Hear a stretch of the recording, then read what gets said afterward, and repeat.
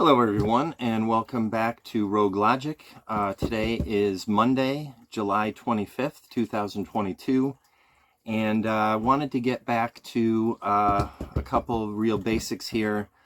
What has brought this up to my mind in the last few weeks is that after post-cancer, which is can still be pretty nerve-wracking, although it's also gives you a lot of time to really appreciate your life. But my point being is, in my case, everyone's different as far as their post-cancer treatment, but in my case, I need to go for the first year to Basil here is helping me out, trying to ruin my glasses. I apologize. For my first year, I have to get a CAT scan on my abdominal region and my chest region for 4 times for the year, so every 3 months. So I've been through 2, and they came out great, and that was great. But now there's just no way around it. People who have gone through the experience understand, and it's just something that as the day approaches, you just get a certain level of anxiety. So I wanted to do a couple things for people today. Number one, from my personal point of view, and then also I have some resources for people to start out with. This is more directed for people just hearing about their diagnosis and really having some trouble maybe dealing with that, probably more than likely having trouble and really coming to terms with that. And you have to have somewhere to start. So I'm going to tell you my personal, what I did, and then give you a couple links down below to a couple places that I think are a great place to start online, get yourself some information, and at least have a starting point. So my third CAT scan is in 2 days, and then I assume it'll take maybe a day or 2 to get the results. So I'm looking at about 5 more days, and it's a very difficult thing to explain, but as I have progressed through my illness, there goes Basil. Okay. You have to come to terms with your mortality, and that isn't really what my anxiety comes from with the pending CAT scan. What is very common, and I want to, just tell people that they're not alone, is you just can't help in the back of your mind, okay, if it is back, then what will I have to do? Let's say that it is not terminal, but it's back. And that's really, I think, what, I'll speak only for myself. With me, that's the real frightening thing for me, is that the thought of getting better over the last 6 months and then going back to chemo or perhaps radiation or some other type of treatment. And, it's difficult because you just think of how hard it was to live through. But so for me, number one, I don't think about it as much as possible. Very easier said than done, but you can do it.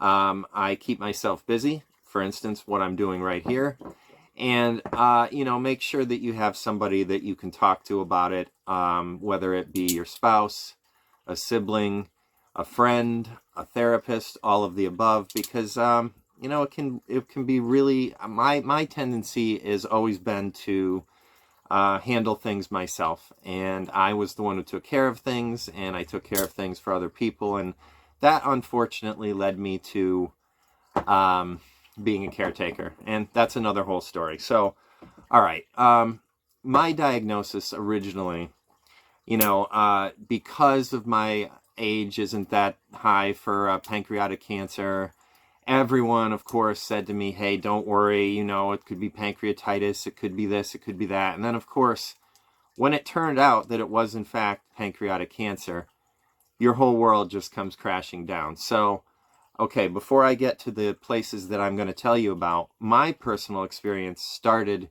at the Smilow Cancer Center, specifically the one in Torrington, Connecticut. Now, if you want to call this lucky, I guess that's a good word for it. I had been there for many, many years, taking my dad there. He first had colon cancer, survived it, barely, but and with treatment. And then about 11 years later, he got prostate cancer, survived that for a year or two, and then finally it spread to his bones, and he passed away in day before Thanksgiving in 2020. So I walked into the Smilow Cancer Center knowing the people and knowing the level of care and knowing how dedicated these people are. And here's what's rough about any cancer center or any hospital or for any disease whatsoever or ailment. I can't tell you how overwhelmingly better my experience was for going through something so horrific because of the dedicated and kind, loving staff of the Smilow Cancer Center.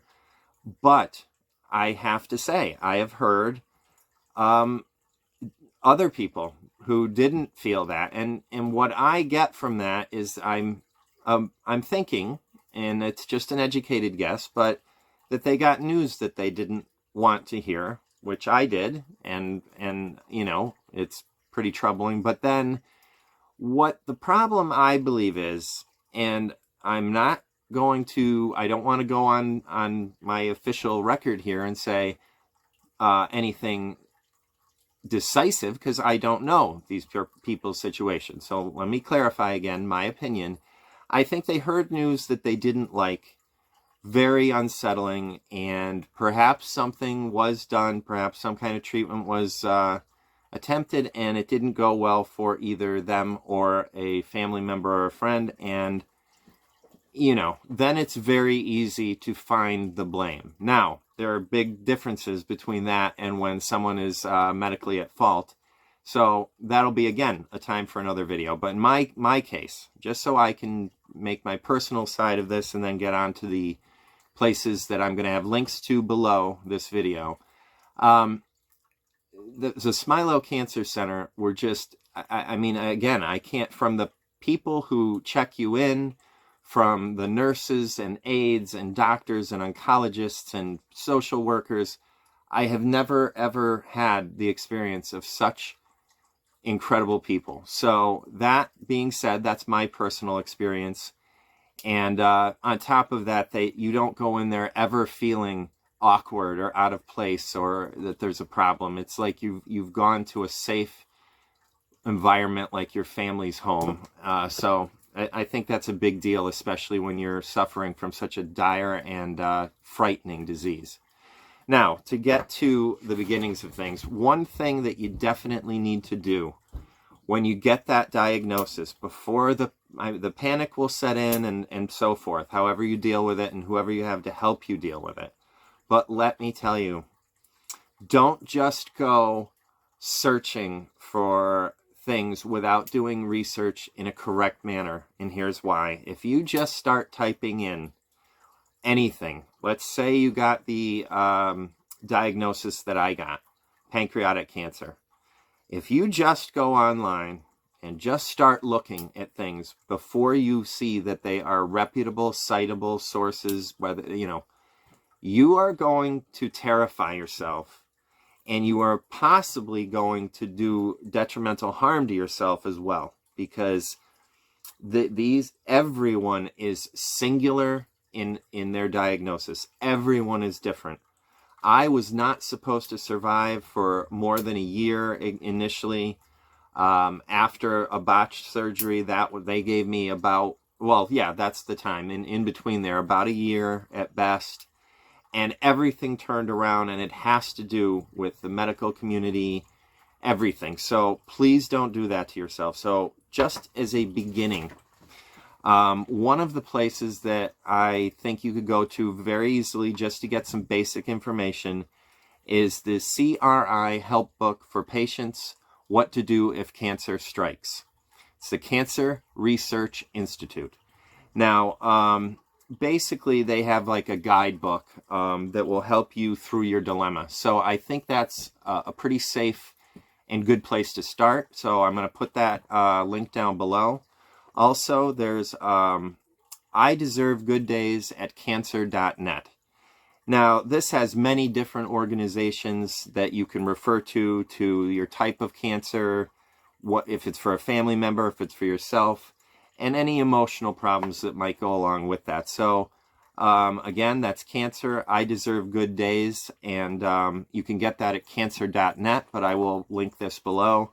And the last one is going to be for regional, and I'm going to start this for every state, but as I am a Connecticut resident, and that's where my experience was, I would rather give you information that I know, instead of something I haven't researched yet, because that's what many people who do, and probably in good conscience, but you need to know what you're talking about. You need to have sites to refer to and your resources.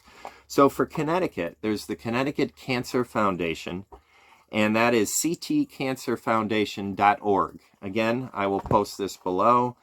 And, you know, that actually can lead to financial help if you're having trouble with your bills. They do have grants, which I did receive a grant or two. I think I got 2 while I was at my worst.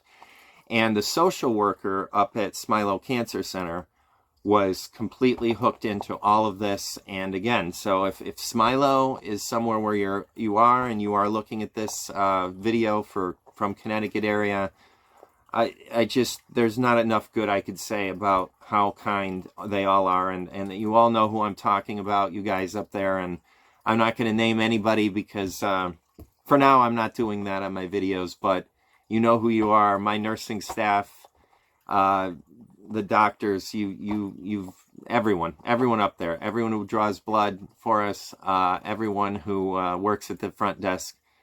You make a difficult and very traumatic part of someone's life as much better as, well, let's just say they make it bearable, and they make it so it's something that you can really know, here I can go here and it's not going to be as bad. And in fact, you'll make some good acquaintances and maybe lifelong friends there. So again, that's the Connecticut Cancer Center. So with other things, you know, it could also be that your bills are completely out of control and you can't, you know, keep up, and that's another thing that they can help you with. So I'm going to wrap this up because I'm getting near my 13-minute mark, which I give myself 3 minutes over 10. So be kind to each other whenever you can, which is almost all the time. And always be kind to animals. They're the best there is, and you don't really need any reason, but that's the reason. They are everything, and we need them on this planet. So do something to help them out, and always be kind to them. Peace, everybody.